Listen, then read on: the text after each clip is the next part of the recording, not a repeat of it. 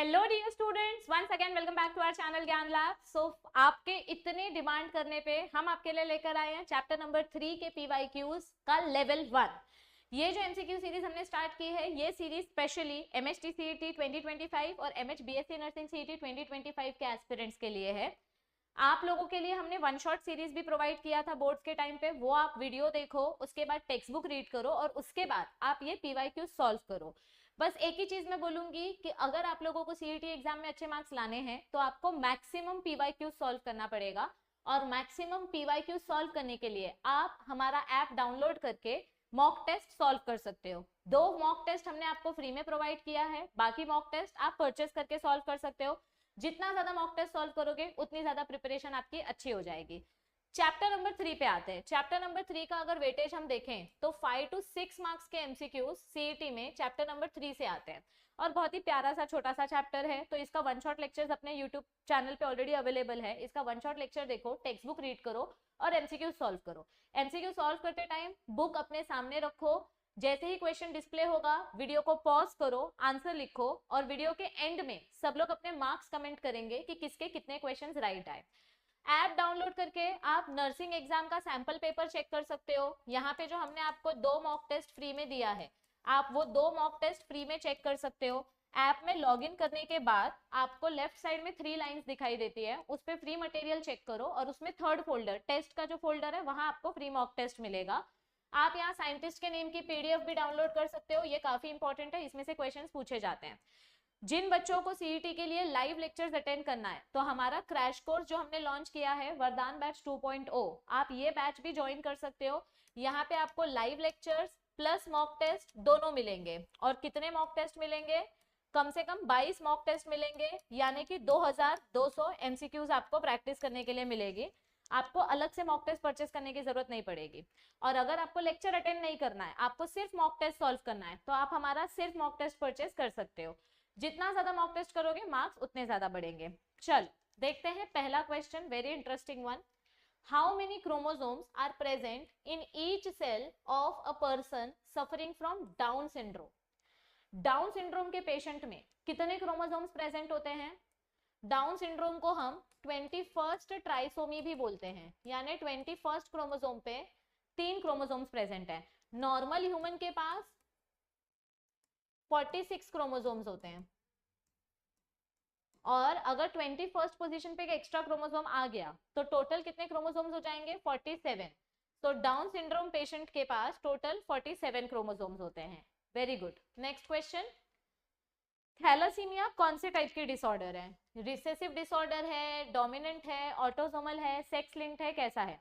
अभी देखो, थैलासीमिया के बारे में पढ़ते वक्त हमने पढ़ा था कि ये मेल और फीमेल के ऊपर ऐसे डिपेंडेंट नहीं होती है, किसी को भी हो सकता है। थैलासीमिया बेसिकली हीमोग्लोबिन चेन्स के ऊपर डिपेंड करता है। तो ये सेक्स लिंक्ड तो बिल्कुल नहीं है, it is not sex linked. ये मेल फीमेल किसी को भी हो सकता है। तो एक ही ऑप्शन बचा, इट इज ऑटोसोमल, क्योंकि ये हमारे क्रोमोसोम नंबर 11 और क्रोमोसोम नंबर 16 के ऊपर डिपेंड करता है, करेक्ट, कि अल्फा थैलासीमिया है या बीटा थैलासीमिया है। So it is autosomal inherited disorder. Okay, देखो it is an autosomal inherited disorder. तो थोड़ा सा दिमाग लगाओगे तो ऐसे टाइप के क्वेश्चंस अपने आप सॉल्व कर पाओगे। Next, X chromosome in males comes from. Male में एक्स क्रोमोसोम कहां से आता है और फीमेल में एक्स क्रोमोसोम कहां से आता है? देखो, अगर हम मदर का क्रोमोसोम्स देखें तो मदर के पास एक्स होता है, एक्स एक्स, और फादर के पास एक्स और वाई होता है। तो एक्स एक्स आया मतलब फीमेल चाइल्ड, एक्स वाई आया मतलब मेल। तो मेल के पास एक्स क्रोमोसोम कहां से आ रहा है? मेल्स के पास एक्स क्रोमोसोम हमेशा उसकी मदर से आता है। सो इसका आंसर क्या आएगा? It comes from his mother only. अगर मेल बच्चा है तो एक्स क्रोमोसोम हमेशा उसकी मदर से ही उसको मिलेगा। He will get the X chromosome from mother and Y chromosome from the father. Next question, haemophilia in man is. अब हीमोफिलिया और कलर ब्लाइंडनेस हमने देखा था कि ये सेक्स लिंक्ड डिसऑर्डर है, बराबर। It is sex linked disorder, मतलब मेल और फीमेल ऐसे दोनों में से किसी एक को होती है। लेकिन ये रिसेसिव है या फिर डोमिनेंट है, ये कैसे याद रखेंगे? स्मॉल सी लेटर हमने पढ़ा था। बेसिकली हमने डोमिनेंट डिसऑर्डर कोई पढ़ा ही नहीं है, हमने सारे रिसेसिव डिसऑर्डर ही पढ़े हैं। तो ये सेक्स लिंक्ड रिसेसिव कैरेक्टर है। हीमोफीलिया हो गया, आपका कलर ब्लाइंडनेस हो गया, ये सारे आपके सेक्स लिंक्ड रिसेसिव कैरेक्टर है। Okay, haemophilia is sex linked या फिर एक्स लिंक्ड बोल सकते हो, क्योंकि इसके जो अलील्स होते हैं वो एक्स क्रोमोसोम के ऊपर प्रेजेंट होते हैं। वाई क्रोमोसोम पे हीमोफीलिया का कोई अलील नहीं होता है, तो इट इज एक्स लिंक्ड या सेक्स लिंक्ड रिसेसिव कैरेक्टर। आपके सिलेबस में अपन ने डोमिनेंट डिसऑर्डर पढ़ा ही नहीं है, तो सिंपल है, सारे रिसेसिव डिसऑर्डर ही है। A female is called a carrier of disease when, female को हम कैरियर कब बोलते हैं, जब उसके एक क्रोमोसोम पे डोमिनेंट अलील और एक क्रोमोसोम पे रिसेसिव अलील होता है, तब हम फीमेल को कैरियर बोलते हैं। यानी जब अपनी फीमेल हाइब्रिड कंडीशन में होती है, उसके पास एक डोमिनेंट और एक रिसेसिव अलील होगा, तो हम उसको बोलेंगे carrier. So she is able to transmit the disease to the next generation. Correct, मतलब ऐसी फीमेल खुद बीमार नहीं होती है, लेकिन वो अलील ट्रांसफर कर सकती है नेक्स्ट जनरेशन में। Only one of the X chromosome carries a recessive gene. Correct, she herself suffers from the disease. This is incorrect. जो कैरियर फीमेल होती है, अभी अगर समझो मुझे सिकल सेल अनीमिया का मेरे अंदर अलील है, तो मुझे सिकल सेल अनीमिया नहीं होगा, लेकिन मेरे बच्चों को सिकल सेल अनीमिया हो सकता है, क्योंकि मेरे पास उसका अलील है। So option number A and B are the right answer, C is not the right answer. Carrier female मतलब वो खुद बीमार नहीं होगी, वो सिर्फ वो अलील ट्रांसफर करेगी। Next, haemophilia is a genetic disorder in which, haemophilia बीमारी में क्या होता है, क्लॉटिंग प्रॉब्लम होता है ना। मैंने आपको एग्जांपल बताया था कि कभी कभी देखो, आपने देखा होगा आपका हाथ जब कट जाता है तो विद इन 1 मिनट वहां पे ब्लीडिंग स्टॉप हो जाती है, क्लॉटिंग हो जाता है और ब्लीडिंग स्टॉप हो जाती है। पर कभी कभी क्या होता है लोगों के साथ कि एक्सीडेंट हो गया है या ब्लीडिंग कट हो गया है और ब्लीडिंग हो रही है और वो ब्लीडिंग रुक ही नहीं रही है, खून बहते ही जा रहा है, बहते ही जा रहा है, बहते ही जा रहा है, तो ऐसे केस में उनके पास जो प्रोटीन नंबर 8 होता है वो प्रोटीन नहीं प्रेजेंट होता है, यानी जो थ्रोम्बोप्रोटीन चाहिए वो प्रोटीन नहीं होता है, क्लॉटिंग फैक्टर नहीं होता है। उस कंडीशन को हीमोफीलिया बोलते हैं। हीमोफीलिया का दूसरा नाम है ब्लीडर्स डिजीज, मतलब इनकी ब्लीडिंग रुकेगी ही नहीं, ब्लीडिंग होते ही रहेगी। So blood fails to coagulate after an injury. Okay, next question, separation of linked genes occurs due to, अभी समझो कोई जीन पास पास में प्रेजेंट है, ये मेरा एक्स क्रोमोसोम है, ये मेरा वाई क्रोमोसोम है। अब इनके पास में यहाँ पे कोई जीन है, यहाँ पे यहाँ पे यहाँ पे यहाँ पे यहाँ यहाँ और यहाँ, तो इन जीन्स का सेपरेशन कैसे होगा। लिंकेज मतलब नो सेपरेशन, पर हमको तो सेपरेशन के बारे में पूछा है। सेग्रीगेशन मतलब सेपरेशन, तो सेपरेशन कैसे होता है, सेपरेशन क्रॉसिंग ओवर के वजह से होता है। कैसे होता है, क्रॉसिंग ओवर मतलब जब आपके क्रोमोसोम्स एक दूसरे के साथ जेनेटिक इंफॉर्मेशन एक्सचेंज करते हैं, उसको हम बोलते हैं क्रॉसिंग ओवर। सो ये देखो, when chromosomes exchange genetic information, तभी आपको जीन्स का सेपरेशन देखने मिलता है। सो इसका आंसर थोड़ा सा ट्रिकी है, पर आंसर क्या आएगा, crossing over. Linkage was discovered bye, linkage ये कॉन्सेप्ट किसने डिस्कवर किया था, लिंकेज ये कॉन्सेप्ट प्लांट्स में किसने डिस्कवर किया था, पुनेट ने, और एनिमल्स में किसने डिस्कवर किया था, टी.एच. मॉर्गन ने। सो प्लांट्स में it was discovered by Punnett and animals में it was discovered by T H. Morgan. So इसका आंसर क्या आएगा, ऑप्शन नंबर बी। ये देखो, ये कुछ भी पूछ सकते हैं, प्लांट्स का भी पूछ सकते हैं और एनिमल्स का भी पूछ सकते हैं। ओके, नेक्स्ट, सब metacentric chromosome appears what shape, सब मेटासेंट्रिक मतलब क्या होता है, मेटासेंट्रिक मतलब सेंटर में सेंट्रोमियर रहेगा, सब मेटासेंट्रिक मतलब सेंटर से थोड़ा सा दूर होगा। तो सब मेटासेंट्रिक क्रोमोसोम कैसा दिखाई देता है, एल शेप। ये देखो, इधर देखो, मेटासेंट्रिक क्रोमोसोम सेंटर में है तो वी शेप दिखाई देगा, this is metacentric, this is submetacentric. J shape कौन सा होता है, एक्रोसेंट्रिक। यस, चलो नेक्स्ट, एस शेप का क्रोमोसोम नहीं होता है।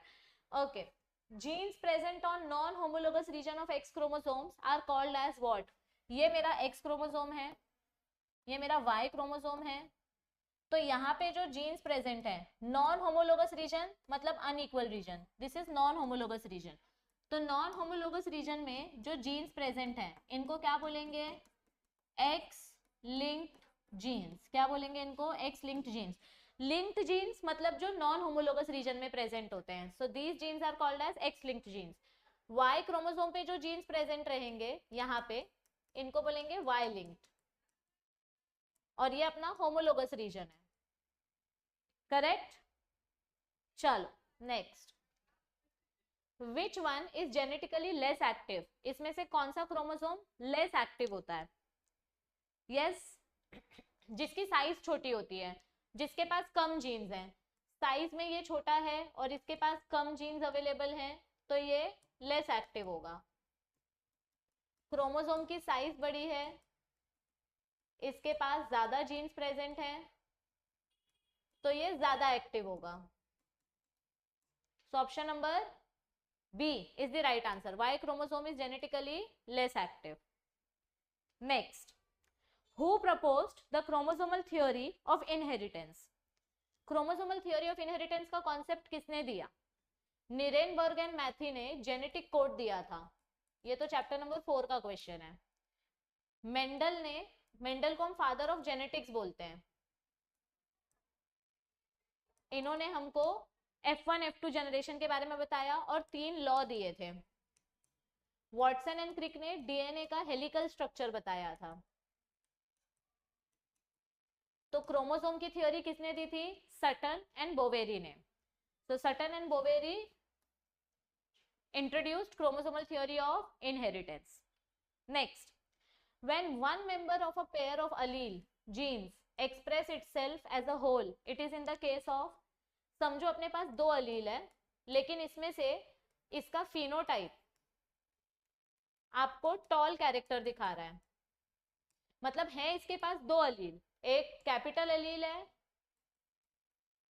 और एक रिसेसिव अलील है, लेकिन दिखने में कैरेक्टर सिर्फ एक ही दिखाई दे रहा है, तो ये कौन सा लॉ है? This is law of dominance, यानी कि सिर्फ डोमिनेंट कैरेक्टर एक्सप्रेस हो रहा है, correct. Only one allele is expressed in F1 generation.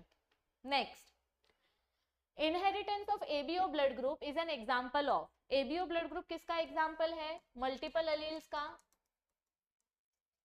Correct. Multiple अलील मतलब क्या होता है?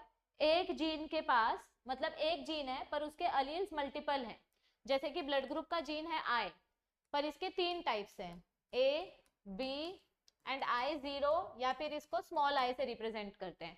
अभी यहाँ पे एक ही साथ दोनों अलील्स भी एक्सप्रेस होते हैं, जिसका ब्लड ग्रुप AB होता है उसके ब्लड ग्रुप में हमको ऐसे अलील्स देखने को मिलते हैं, तो यहाँ पे दोनों अलील्स इक्वली एक्सप्रेस हो रहे हैं, इक्वल एक्सप्रेशन ऑफ 2 अलील्स, तो इसको हम कोडोमिनेंस भी बोलते हैं ना।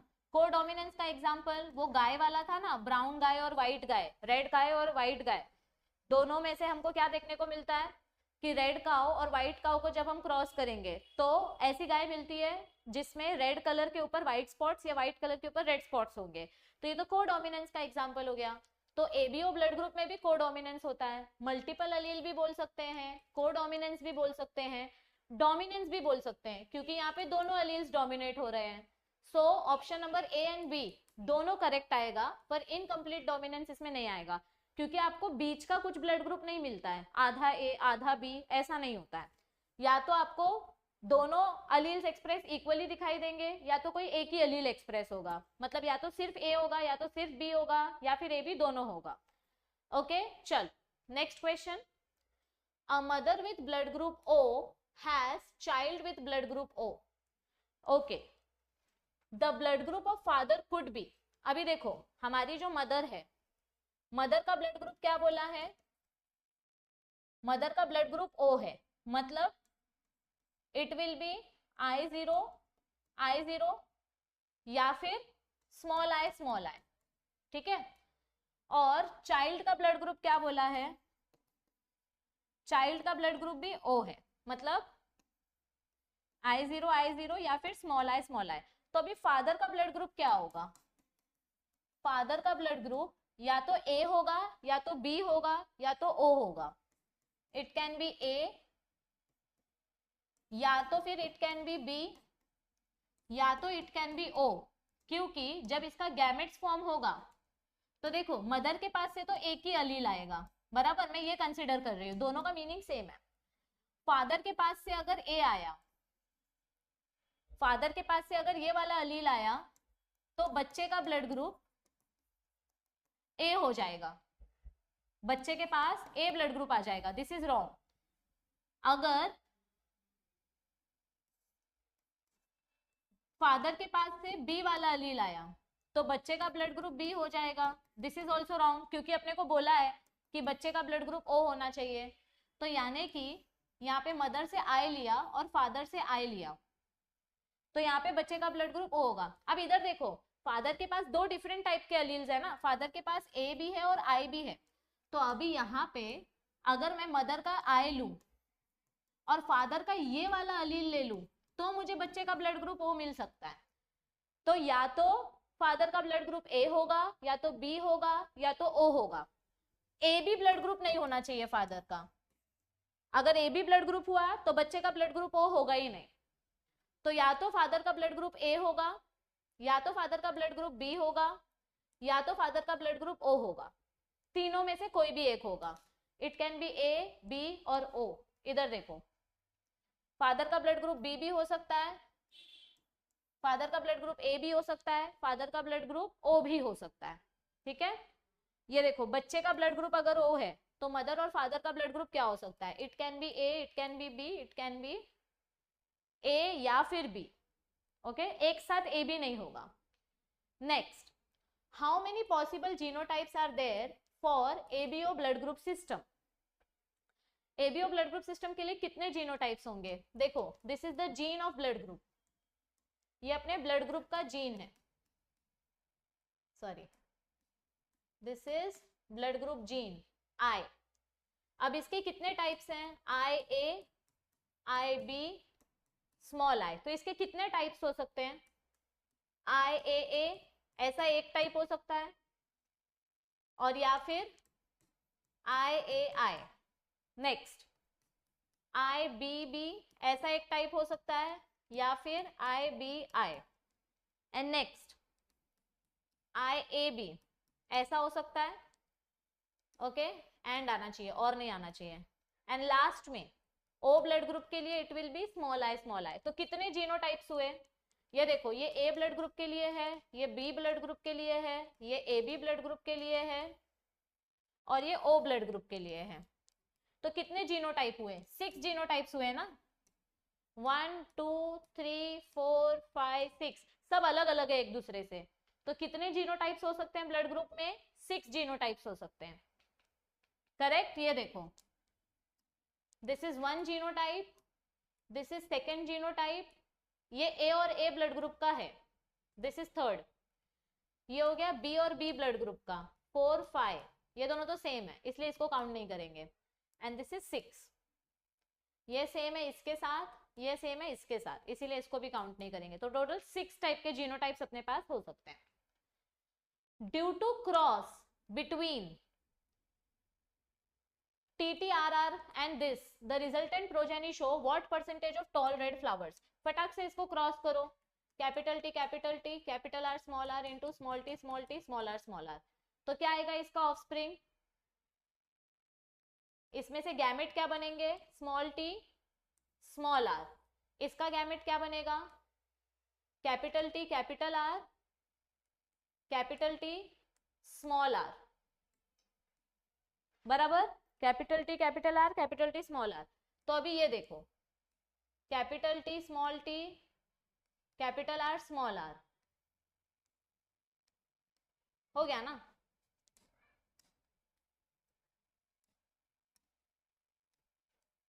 Capital T small r small r।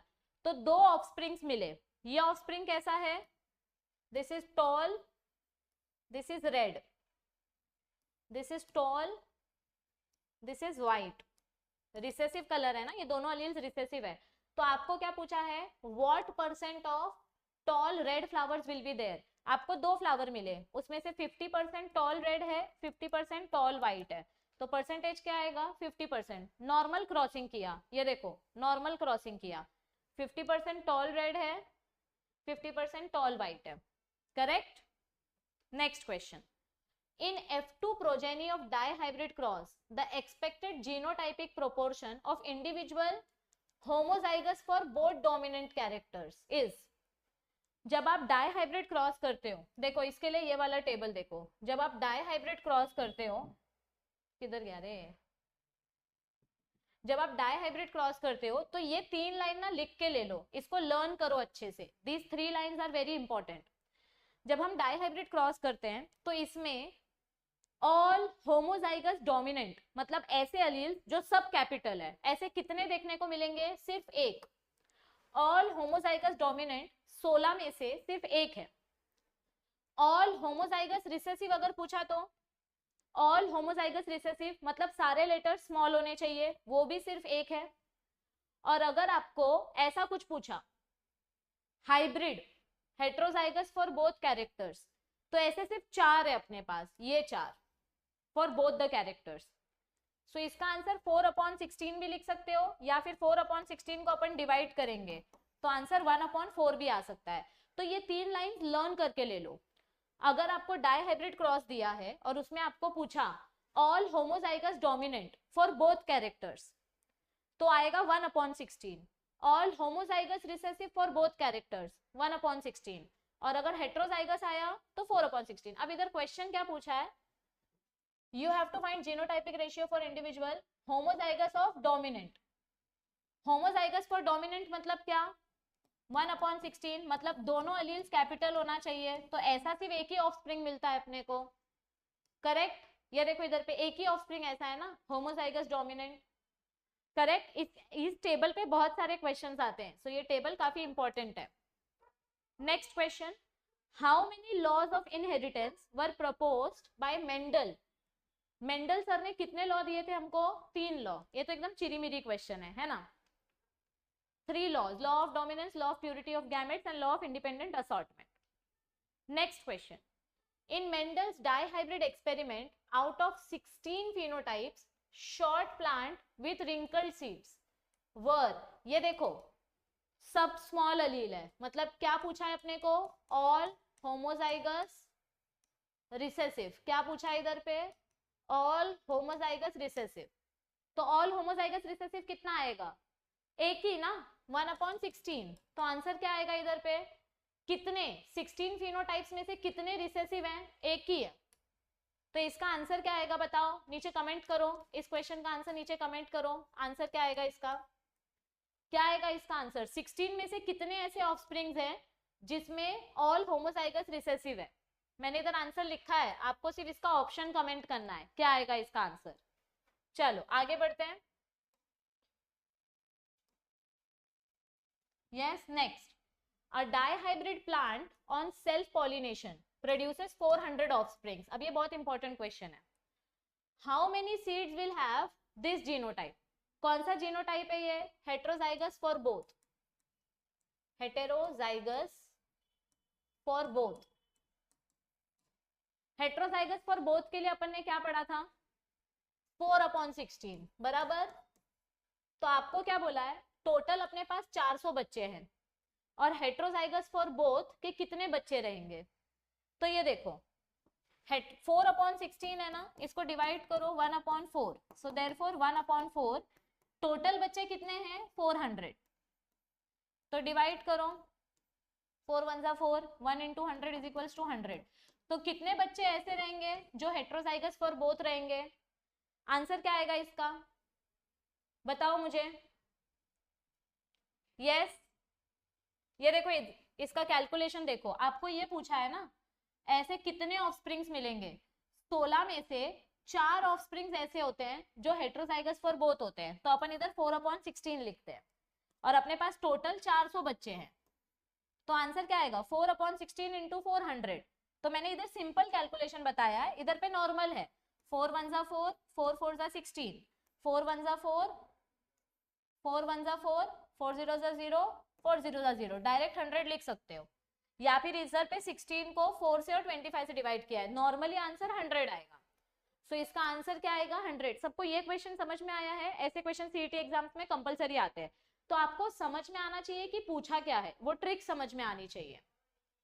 ये लाइन अगर आप याद कर लोगे ना, तो मैं आपकी बता रही हूँ लाइफ आधे से ज्यादा आसान हो जाएगी। Next question, what will be the ratio of pure homozygous offspring in dihybrid cross. Pure homozygous पूछा है, अभी इधर पे डोमिनेंट और रिसेसिव नहीं पूछा है, तो आपको कंसीडर करना है दोनों, मतलब डोमिनेंट भी और रिसेसिव भी। तो डायहाइब्रिड क्रॉस में से अपने पास जो 16 ऑफस्प्रिंग्स होते हैं उसमें से ये प्योर डोमिनेंट होता है, ये प्योर रिसेसिव होता है। तो 16 में से 2 ऐसे हैं जो प्योर है, मतलब 1/8। तो इसका आंसर क्या आएगा? टोटल 16 में से ये प्योर होमोजाइगस है और ये प्योर होमोजाइगस है, क्योंकि इधर प्योर डोमिनेंट है, इधर पे प्योर रिसेसिव है, बराबर ना। इधर देखो ये प्योर डोमिनेंट है, this is pure homozygous and this is pure homozygous, बाकी सब मिलावटी है, सिर्फ ये वाले प्योर अलील्स है। प्योर म्हणजे काय असतं? सारे अलील्स एक जैसे होंगे, या तो सारे डोमिनेंट होंगे या तो सारे रिसेसिव होंगे, इसको प्योर बोलते हैं। तो प्योर बोला है, तो ऐसे कितने हैं अपने पास? 2 है 16 में से, मतलब इसको डिवाइड करेंगे तो आंसर क्या आएगा? कमेंट करो इसका आंसर नीचे, जल्दी कमेंट करो क्या आएगा इसका आंसर क्वेश्चन नंबर 22 का। Yes, next, when an allele of a gene is not expressed in presence of another allele, then the former allele is called as, मतलब जो अलील एक्सप्रेस नहीं होगा उस अलील को क्या बोलते हैं? जैसे समझो मेरे पास ये 2 अलील्स है, अभी दिखने में ये प्लांट टॉल है, मतलब इसमें सिर्फ ये वाला अलील एक्सप्रेस हुआ, this Aleel is not expressed, तो इस अलील को क्या बोलेंगे? जो अलील एक्सप्रेस नहीं होती है उस अलील को क्या बोलते हैं? Recessive allele. The allele which is not expressed is known as recessive allele. The 2 or more forms of gene are called as, gene के टाइप को हम क्या बोलते हैं? मतलब डोमिनेंट या रिसेसिव, ये टाइप्स को हम क्या बोलते हैं? अलील्स भी बोलते हैं और अलीलोमॉर्फ भी बोलते हैं। जीन के लिए दूसरा वर्ड है फैक्टर, आपको फैक्टर का टाइप पूछा है। So what are the types of genes? Alleles और allelomorph, these are alternative forms of genes. Mendel ने कौन से प्लांट में अपना एक्सपेरिमेंट किया था? अभी इसका आंसर तो आपको कमेंट करना चाहिए, इतना तो एकदम बेसिक है, ये तो 10वीं से पढ़ते आ रहे हैं, इसका आंसर मैं नहीं बताने वाली, इसका आंसर आप मुझे नीचे कमेंट करके बताओ। क्वेश्चन नंबर 22 और क्वेश्चन नंबर 25 आंसर नीचे कमेंट करो। The first scientific explanation regarding inheritance was given by, सबसे पहले इनहेरिटेंस का कॉन्सेप्ट किसने बताया था? ग्रेगोर जोहन मेंडल ने। सो इसका राइट आंसर क्या आएगा? Option number A. Yes, he gave the first accurate explanation for inheritance. So I hope आपको आज का सेशन अटेंड करके मजा आया होगा। आपके कितने आंसर्स राइट आए नीचे कमेंट करके बताओ, और क्वेश्चन नंबर 22 और क्वेश्चन नंबर 25 का आंसर नीचे कमेंट करो। अभी तक अगर आपने ऐप डाउनलोड नहीं किया है तो आपका बहुत लॉस हो रहा है, क्योंकि हमने जो फ्री मॉक टेस्ट दिया है वो फ्री मॉक टेस्ट बहुत सारे बच्चों के लिए काफी हेल्पफुल साबित हो रहा है। तो आप भी फ्री मॉक टेस्ट दे सकते हो, आपको सिर्फ ऐप डाउनलोड करके लॉग इन करना है, it is free of cost. और अगर आपको लाइव लेक्चर्स अटेंड करने हैं तो आप हमारा वरदान बैच ज्वाइन कर सकते हो। ऑलरेडी हमारे काफी चैप्टर्स कंप्लीट हो चुके हैं, live lecture plus DPP plus 22 mock test, बहुत सारी चीजें आपको वरदान बैच में मिलेंगी। ओके, और अगर लेक्चर अटेंड नहीं करना है तो आप सिर्फ मॉक टेस्ट भी परचेस कर सकते हो, जिससे आपकी प्रिपरेशन और अच्छी हो जाएगी। ये सारे फीचर्स आपको मॉक टेस्ट में मिलेंगे, और ये मॉक टेस्ट नर्सिंग स्टूडेंट्स के लिए भी बहुत हेल्पफुल है, तो इसको प्लीज अपने सारे फ्रेंड्स के साथ शेयर करो। कोर्स परचेस करते टाइम अगर कोई प्रॉब्लम होती है पेमेंट में तो आप इस नंबर पे मैसेज कर सकते हो या कॉल कर सकते हो। और अगर किसी का फाइनेंशियल प्रॉब्लम है तो हम यूट्यूब पे एमसीक्यू सीरीज इस साल भी लेकर आए हैं, पिछले 4 साल से हम ये सीरीज प्रोवाइड कर रहे हैं। तो आप हमारे पिछले साल के पीवाईक्यूज की प्लेलिस्ट देख सकते हो, बायोलॉजी की, फिजिक्स की। बस वीडियो को देखो, पढ़ाई करो, बुक खोलो, रीडिंग करो, एमसीक्यू सॉल्व करो। बहुत ही कम दिन बचे सीईटी प्रिपेयर करने के लिए, और कम्युनिटी पोस्ट भी आपको पता चल जाएगा जब नोटिफिकेशन आएगा। तो चैनल को सब्सक्राइब करो ताकि आपके सारे नोटिफिकेशंस मिल जाएं और मिस ना हो, और चैनल को सारे नर्सिंग और फार्मेसी स्टूडेंट्स के साथ शेयर करो, क्योंकि जितना क्वालिटी कंटेंट और फ्री कंटेंट हम प्रोवाइड करते हैं उतना क्वालिटी कंटेंट मुझे नहीं लगता कोई दूसरी चैनल कमिटेड प्रोवाइड करती होगी। सो चैनल को ज्यादा से ज्यादा शेयर करो ताकि सबका फ्री में फायदा हो सके, और ऐप डाउनलोड करके फ्री मॉक टेस्ट दो प्लीज। और नीचे कमेंट करो किसको किसको चैप्टर नंबर 3 का लेवल 2 चाहिए। क्वेश्चन नंबर 22 और क्वेश्चन नंबर 25 का आंसर नीचे कमेंट करो, और लेवल 2 के लिए सब लोग कमेंट करो तो मैं लेवल 2 जल्दी लेकर आऊंगी। All the best everybody, I'll see you all very soon. Please share this channel and subscribe to it so that you don't miss any notification. Please पढ़ाई करो बच्चों, क्योंकि अभी नहीं तो कभी नहीं। Thank you.